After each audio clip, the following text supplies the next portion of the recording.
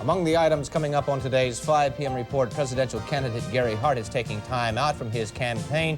He says he could be gone for several weeks. He may be gone for good.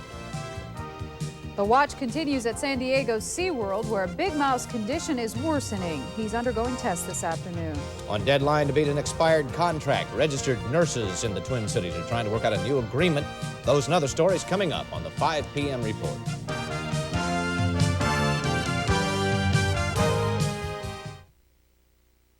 First, you notice a few missing people. Then it occurs to you, no one's home. That's when you realize Super Value must be having a sale on national brands. You only have until Saturday. Super Value peanut butter, creamy or chunky, only $3.29. Kool-Aid Coolers, assorted flavors, only $1.39. And regular low-salt Spam, $1.39. So hurry into Super Value's Nashville Jamboree or live with the lonely feeling that comes from missing all those savings. From the land of sky blue waters, from the land of pine's lofty blossoms, comes the beer refreshing. Pour in ice-cold Hams and treat yourself to the premium beer from the land of sky blue waters. Great tasting Hams. Hams, the beer refreshing. Hams, the beer refreshing. Hams. Hardee's introduces garden fresh salads. We call them that because our lettuce comes from fresh lettuce. Our cabbage from fresh cabbage. And our carrots from, wouldn't you know it, fresh carrots. Unlike some other places where everything comes fresh off a truck.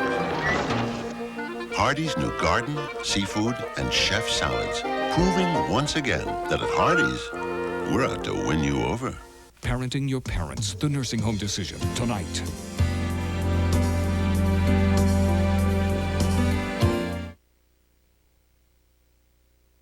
You are watching WCCO Television, Minneapolis, St. Paul.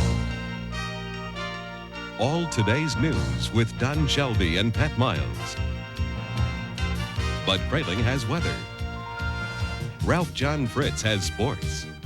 And now, this is the 5 p.m. report. Good afternoon, everyone, and thank you very much for joining us. Colleen Needle sitting in again today for Pat Miles. Just how much trouble is Gary Hart's campaign really in? The candidate made a surprise announcement this morning saying he was putting himself on hold, as he put it, for several days or several weeks. Gary Hart is going home to spend some time with his family. Hart and his wife Lee cut short morning campaign stops across New Hampshire and flew to their home state of Colorado. And as of just a few moments ago, there are reports that Gary Hart is expected to announce tomorrow that he will pull out of the race for president. Here's some of the reaction to that news. I'm afraid the wisdom of what he did would pretty much disqualify him for the high office he was seeking, and it's a sad thing, I think, for all of us, because he was very popular. If somebody can prove something that has to do with Gary Hart's character, fine, then prove it. But just to say that we have a suspicion and therefore you're guilty, frankly, I don't like it. Hart aides have already canceled a number of scheduled campaign appearances, including one this Saturday here in the Twin Cities. The FBI has reportedly foiled an assassination attempt against Nicaraguan President Daniel Ortega. Indictments were handed down in Oklahoma today against two right-wing extremists who are charged with conspiracy to murder. The Justice Department says the pair recruited people with military backgrounds to help them in their mission. They also sought help from Illinois Congressman Philip Crane, but didn't get it. One of the men has been arrested. The other remains at large. Testimony continued today in the joint congressional hearings on the Iran-Contra scandal. Former Air Force General Richard Secord was on the witness stand again today. But this time around, the hearings heated up as lawmakers challenged Secord's credibility. Skip Loescher has been following today's testimony. He joins us live now from our Washington newsroom. Skip. Senator, there are some aspects of the budget that are very important to West Virginia. Would you go over those? Virginia fares a lot. As you can tell, we're having some serious problems with our audio from our satellite in Washington, but we will have that report later on if it's possible. It was House versus Carr this morning in the city of Robbinsdale, and it appears that both lost. Two men were fleeing police in a high-speed chase when their vehicle hit a tree, then crashed into a house at 38th and York Avenue. Both the driver and passenger were able to walk away from the accident. They have been treated and released from North Memorial Hospital. Charges, though, are pending. No names have been released yet. In St. Paul this morning, a helmet and safety goggles saved an NSP workman from serious injury. 32-year-old Tom Mankey was trying to repair a switch high atop a power pole when his wrench slipped and it hit a live wire. It resulted in a flash burn to his face. Mankey was taken to the St. Paul Ramsey Medical Center where he was treated and released. Streets were blocked off in the Little Canada area last night after a woman with a gun began firing shots at random. Police were first called to check on the woman's welfare, arriving to find her in the middle of Rice Street and Owasso Boulevard with the gun. She fired once into the ground, and after more than an hour, police were able to talk the unidentified woman into surrendering. She was taken to the St. Paul Ramsey Medical Center for observations. Possible charges are being investigated. We have just received word that there is a CBS special report. We go to it now.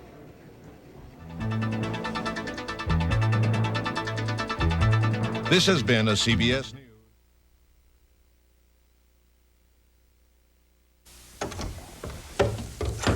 This is no ordinary yardstick. I got this one down at the Ford garage. It makes the point that the new Ford full-size pickup doesn't cut corners when it comes to things like cargo room. The width of the cargo area is still a full 70 inches. Chevys have cut theirs down to 62. Ford's cargo length is longer, too. If you're like most folks who believe trucks are made for hauling, see your friend at Ford and his full-size F-Series pickups. They measure up. This Mother's Day, why not get Mom something really special? You'll find it at Mills Fleet Farm's Mother's Day sale. Like Fleet Farm's special golf package featuring Northwestern Concord golf clubs, Cooper golf bags, and the AJ folding golf cart. Combo price at just $159.99. Or the Igloo Fun Pack, including 36-quart cooler, little Playmate Ice Chest, and Playmate Beverage Cooler for only $24.99 after rebate. So if you want to hear this on Mother's Day, thanks, it's just what I wanted. then shop the Mother's Day sale this week at Mills Fleet Farm.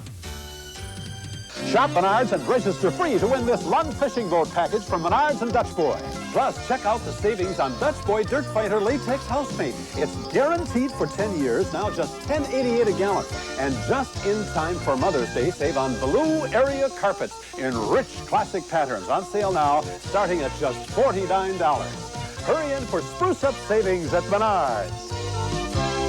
We're helping you build America's heartland at Menards. 99 cents is all you pay for a Baskin-Robbins Sunday. Baskin-Robbins, just for you. A Sunday lover's dream come true.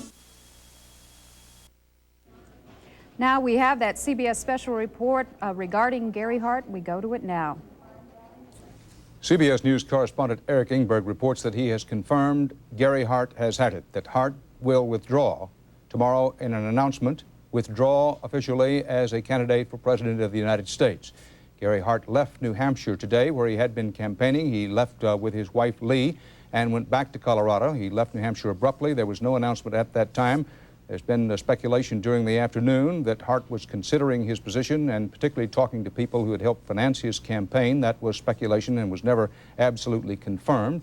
Reports began circulating a short time ago that Gary Hart would have some announcement to make at or about noon Eastern time tomorrow from Colorado. Then after that, there was confirmation that he did intend to say something tomorrow.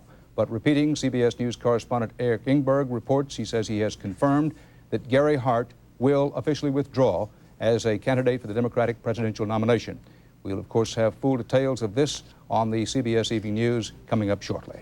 Dan Rather in New York. That a special report from CBS. We begin our next story with a question. What power does the state government have to determine what type of sex consenting adults have behind closed doors? That privacy issue was taken to the Minnesota Supreme Court today. Daryl Savage reports now on the court decision that could test how private the right to privacy really is. It's privacy that this statute violates. It violates the privacy of someone's sexual intimacy. That's a decision that state Supreme Court justices will have to make. The justices heard arguments today in their court chambers because Hennepin County Judge Pam Alexander dismissed a case several months ago after calling the sodomy statute unconstitutional. The order dismissing the complaint was clearly erroneous, and the state would respectfully request that that order be reversed and the matter remanded to the Hennepin County District Court for further proceedings. The case involved 45-year-old Richard Gray being charged with having sodomy with another consenting male at his home late last year. But attorneys argue this is not just a homosexual issue. The law covers anal and oral sex. And Gray's attorney talked about another lawyer who represents a heterosexual couple. He has a married couple that can't have sex oftentimes because of a medical condition. There's some serious medical disease, and the only way that they can have sex sometimes is by violating the sodomy statute. Many people against the statute say problems are coming up because it's too vague. They also say the state has no right to restrict certain sexual activities of married adults. The state attorney says court rulings from similar cases in other states have proven that the government has the right to uphold the current state law. Daryl Savage, WCCO Television News, St. Paul. Though the justices heard arguments today, they're not expected to make a final decision for a few months.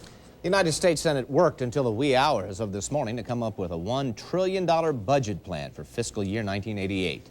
The plan would bow to President Reagan's request for higher defense spending only if Mr. Reagan goes along with a tax increase to help support the Pentagon. The plan would also freeze many domestic programs, and it would leave a deficit of about $134 million. The House has already passed a similar budget plan. The two versions now go to a committee for ironing out the differences. The contract deadline for registered nurses in the Twin Cities approaches at the end of this month, and right now those nurses are involved in talks to reach a new agreement. It was 3 years ago that the nurses took their first strike. It lasted 6 weeks with a far-reaching impact on health care in our area. Debbie Ely reports on the progress being made in this latest round of talks. As negotiators for 6,300 registered nurses and 14 local hospitals meet over the bargaining table, both sides vividly remember the strike of '84. The strike forced hospitals to do more procedures on an outpatient basis and keep patients a shorter period of time. Healthcare changes still being practiced. Both sides admit the strike hurt, and they don't want to repeat. We don't necessarily expect that there is going to be a strike because we believe we can put together something that the nurses will find acceptable. But negotiators for the nurses say major differences still exist. For example, the nurses want a shift defined as 8 hours or more a day. The hospitals want more flexibility to have shorter shifts. The nurses reportedly want a 9% pay hike over 1 year. The hospitals have offered 6% spread over 3 years. The nurses have also asked for more protections when hospitals merge, a greater say in hospital staffing, and shorter vesting periods for pension programs with more pension benefits. The pension seems to be much more important to the nurses this time. They're asking questions about it, and they have said very seriously that they would expect to see some improvements in their retirement plan this time. The nurses say that unlike 1984, they're in a better bargaining position because of recent nursing shortages in specialized areas. They say they'll hold out for what they want, even if it means taking a strike vote. That vote, whether it's to strike or ratify a new contract, will happen here at Met Center a week from today. Debbie Ely, WCCO Television News.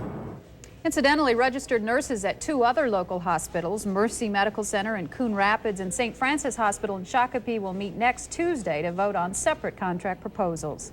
We want to go back to our story about the Iran-Contra scandal hearings. As we said earlier, the tenor of testimony changed a little bit today when we heard for the third straight day from Richard Secord. Skip Loescher has the story. For the past 2 days, Secord has maintained that he had no intention of making a profit from being the middleman in arms sales to either Iran or the Contras. But for 2.5 hours today, Chief Senate Counsel Arthur Lyman grilled Secord, noting there is still at least $8 million left from those operations in Swiss bank accounts. Secord objected to the implication that he may have profited. There are many bills that have yet to be paid. I've got bigger problems to focus on than that.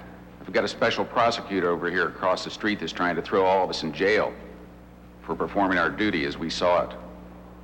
I didn't come here voluntarily to be badgered by these questions that I have answered already repeatedly. Let's get off the subject. You're making the rulings? No, sir, but I did not come here to be badgered. Did you not have even a moment of humility about your judgment in substituting yourself for the constitutional process of this country? Well, I don't agree with what you're saying about what I did. I thought I was doing the right things at the time, but I can tell you I was troubled all along the way. You were troubled by it? Yes, sir. That reassures me. I don't think, General,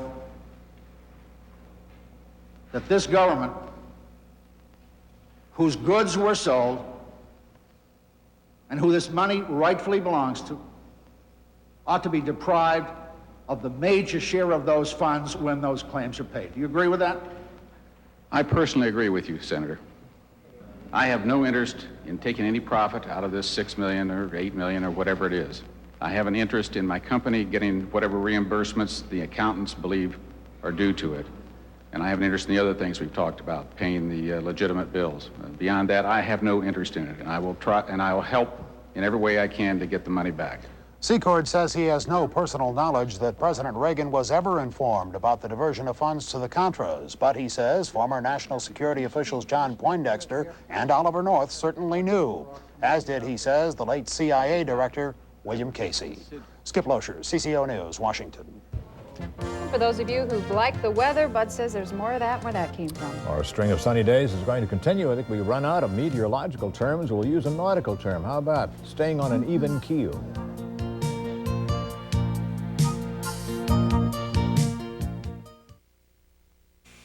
If you have a drinking problem, you probably have a disease, a progressive disease that weakens the structure of the family, that undermines the love that's the foundation of the family, that can tear the family apart and destroy everything you built together. A progressive disease called alcoholism. So next time you feel like reaching for a drink, reach for the phone instead. Call Care Unit. Nobody cares the way we do. This is a friendly reminder from Isotoner that Mother's Day is just around the corner.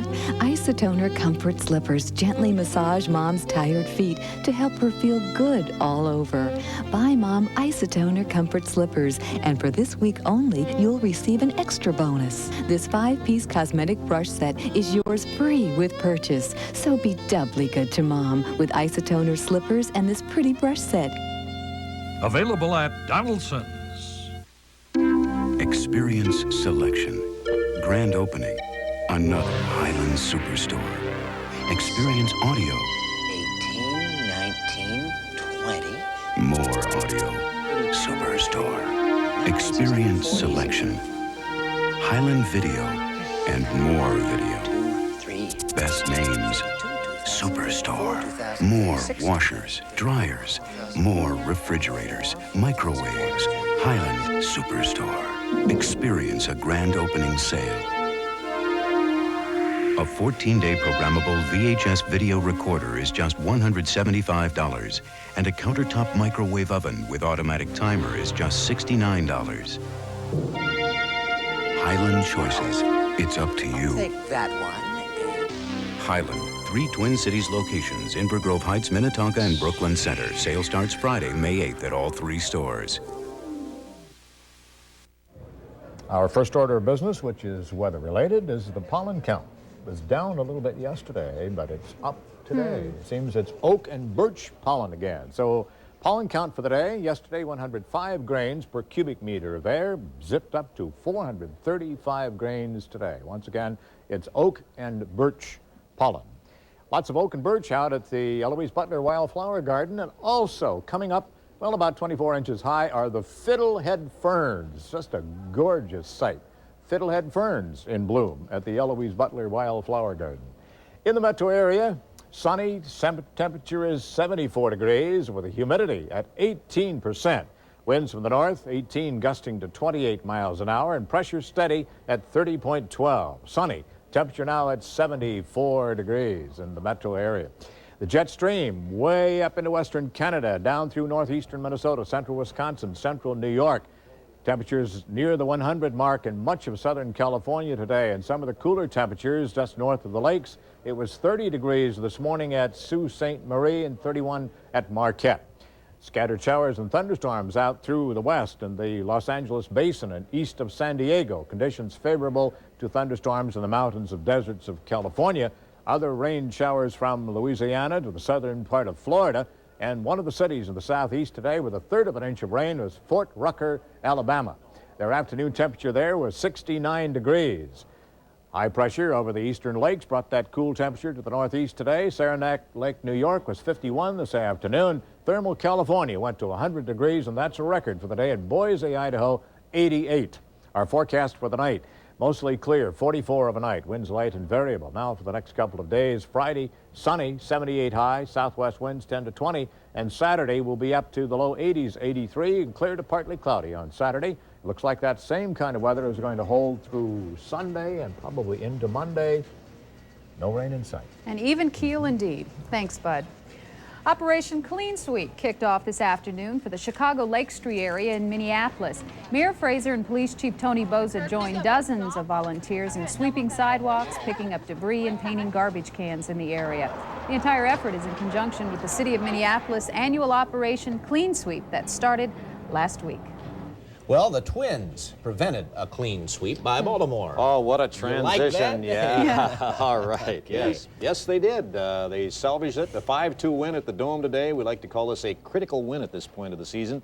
They avoid the sweep by Baltimore. Perhaps the best thing to come out of today's win was Frankie Viola snapping out of a personal 4-game losing streak, a real confidence booster today. And this strikeout right here of Ray Knight, bases loaded in the 3rd inning, was perhaps the biggest confidence booster of all. Viola pitched until the 8th and got credit for his 2nd win of the season. Dan Gladden was credited with the game-winning hit here. It came in the very 1st inning on this double down the left field line, just inside there, scoring Al Newman, and the Twins led it 2-0 after 1 inning. This one actually made it 1-zip as Newman zips across the plate. Gladden also had a key hit in the 7th. That is when the Twins put it out of reach. A Kirby Puckett single scored Al Newman to make it 3-1 right here on the opposite field base hit by Kirby. And the big blow of the inning really was Gary Gaetti reaching out here to bounce one through a drawn-in infield and into center field. That scores Gladden and Puckett, who had stole second. It is now 5-1 Twins. Jeff Reardon finished up in the 9th. But not until Baltimore had scored a run and had the tying run at the plate. Freddie Lynn, a guy who usually owns the Twins, takes a called 3rd strike. 5-2 Twins, the final. 18,000 at the Dome this afternoon. I mentioned the importance of the win to Frank Viola. He's been the winningest lefty in the majors the past 3 years. After the game, I spoke with the guy who caught Viola today, Tim Loudner, and then Viola about his performance. Well, Frankie knew what he wanted to do before he even went out there, even before I was in the lineup today. So I got to give Frankie all the credit. He wanted to establish his fastball early in the game. He did that. He hasn't been establishing his fastball as of late. He did it today. Made all of his other pitches better. I was trying to please too many people. I think that I got to be myself, and that's just go with my best natural ability and hope for the best. I think that today I showed it a little better, and the thing about the situation I'm in is I was 1-4, but if I was 9-5 in the middle of the season, lost 3 games in a row, nobody would make a big deal out of it. But considering how well the team's playing and mine not helping out, it just puts everything looks worse on you than it really is. And so now it's on to Baltimore or on to New York rather than Baltimore and then back home. All right, thank you much. Up next on the Thursday Five, tips on how to buy a car. Our business reporter Alan Cox went looking in last night's cover story on car deals. She'll join us right here on the 5 p.m. set with reaction in just a moment.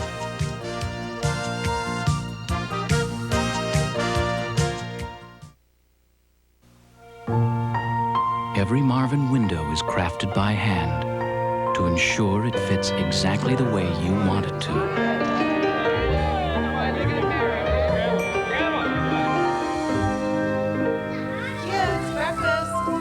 Because at Marvin, we believe a beautiful wood window can add more than light to a room.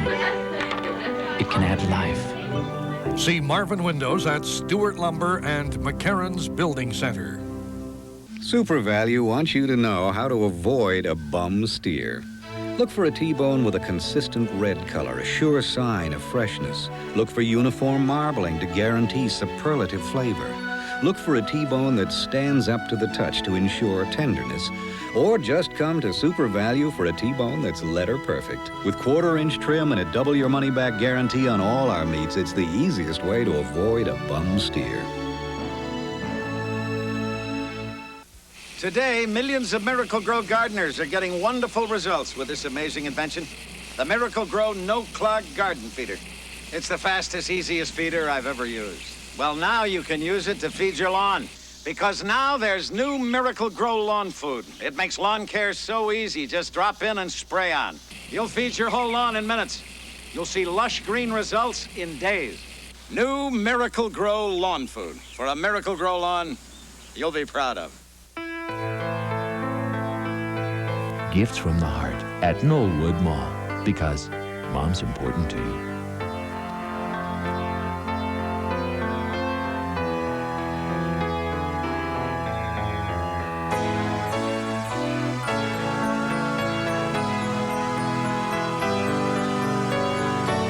Show Mom that she's special. Choose her gifts now from the convenient selection of 100 stores at Knollwood Mall. WCCO's Project Lifesaver has been singled out by the Minnesota Medical Association for a Community Service Award. The award for excellence in medical journalism was presented today at the group's 139th annual meeting. WCCO Director of Creative Services, Ken Reese, accepted the award for all of the people who helped make Project Lifesaver successful. Last night on our 10 p.m. report, our cover story on car dealers handed out some tips on how to buy a car, since the experience can be an overwhelming one to people who don't know how to negotiate for the best price. Our business reporter Alan Cox was the individual who took us on that sort of car shopping spree. And he joins us now with a follow-up report, including some reaction to the piece. Alan? Well, Colleen, Don, the basic advice for showroom shoppers was to be prepared to negotiate transactions separately. Buying a new car, selling the old, getting a car loan. It may make sense to do all of those at the dealer, but you won't know for sure unless you price each separately. Also, research the price of the car to the dealer. Don't be dependent on the sticker price. And in negotiations, don't reveal too much too soon, as an officer of a credit union explained. Most people do not like buying a car. It's an emotional thing. We don't do it very often, so we don't get very good at it. You know, if more people are able to buy oranges than they can cars, because they do it more often. You know what a good orange looks like, or a good lemon. A car, you don't know, and it's such a big commitment nowadays when you're looking at cars that average well over $10,000. But dealers say the biggest danger from an experience comes for customers who are pumped up with advice to psych out the salesperson. People will come in with just almost play acting, and there's some nice people that come in that you can almost tell that they're not being their natural self. Salespeople are human also, and if you come in you approach somebody with a chip on your shoulder, the next thing you know, both of them are feeling the same way, and that's not the object of it. We took several phone calls after last night's story from people who identified themselves as auto salespeople. One argued that if customers act secretive and won't ask for what they want, salespeople can't help. Others were upset that we emphasized finding out the dealer price. The caller said no one investigates the cost of food or appliances or a new house, so why pick on cars? And more than one caller accused us of biting the hand that feeds us, given the amount of advertising the auto industry buys. There were some callers who said they liked the report and asked for more information on how to determine dealer costs, and we have a mailing available to people on that subject. But basically, there are references at public libraries, through some financial institutions, and some magazines like Consumer Reports that are available.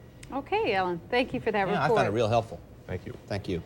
If you'd like more information on this cover story on car dealing or any of the other cover stories we're running this month, please write us at WCCO Television, 90 South 11th Street, Minneapolis 55403. Now up next on the Thursday 5 p.m. report, we're going to listen to talk show hostess Oprah Winfrey. She made a stop in the Twin Cities today.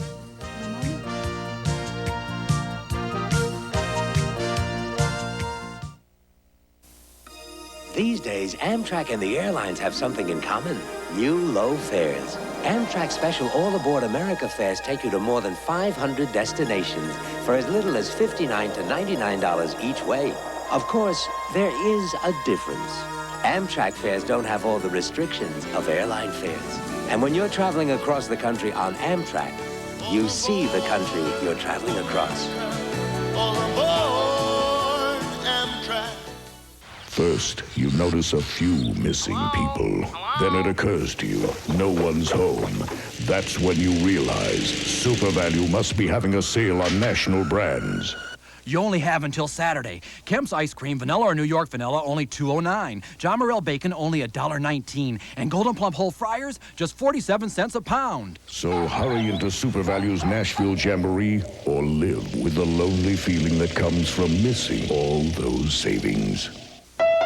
This is the way most people build up their nest egg at a bank.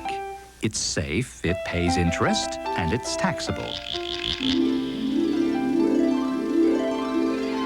But now, TCF offers you a way that's a whole new breed altogether.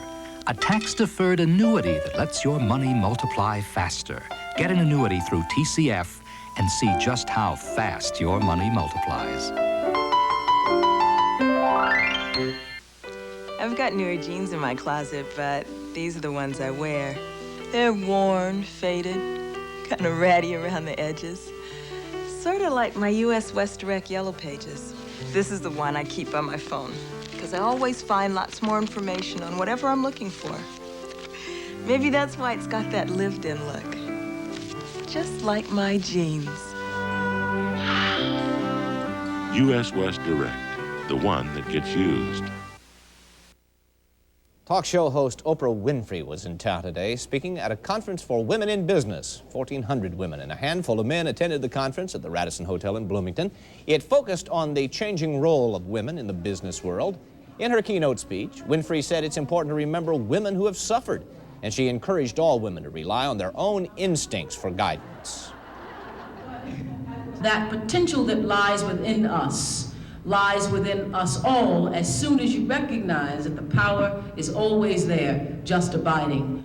The 15th annual Women in Business Seminar was sponsored by the sales and marketing executives of the Twin Cities. She's wonderful. She has set, I think, the new standard for talk show hosts. Yes, and she knows what she's talking about when it comes to women in business. I read where she earned $26 million last year alone. I guess I'd listen to her. Sadly, we have just learned that a missing Stillwater, Minnesota couple has been found dead near Alma, Wisconsin. Dorothy and Walter Lindebar, both in their 80s, were found about 3 o'clock this afternoon in their car in a gravel pit near Alma, Wisconsin, which is near Wabasha. The couple was reported missing about a week ago. The exact cause of their death has not been released. We don't know that at this time, but we hope to have that along with more details on that story at 6 o'clock tonight. Also, as you undoubtedly know by now, the State Senate today passed a 65-mile-an-hour speed limit proposal. Late March 1987, exclusive home video of Gary Hart on the pleasure boat that would take him to Bimini and bring him trouble. Gary Hart today, going home, in seclusion with his wife, campaign in limbo. Good evening, this is the CBS Evening News. Dan Rather reporting. Gary Hart is reported out. High sources in the Hart campaign say Hart will pull out of the race officially tomorrow. He scheduled an announcement for tomorrow morning. Hart pulled out of New Hampshire campaigning today. He did so amid growing questions about his character, his conduct, his ability to continue to raise money, and plummeting popularity in the polls. Susan Spencer begins our coverage. In the last few days, she's become the First Lady of this country, Lee Hart. Last night's reception in Littleton, New Hampshire was the Harts' first campaign appearance together since the scandal broke. Tonight,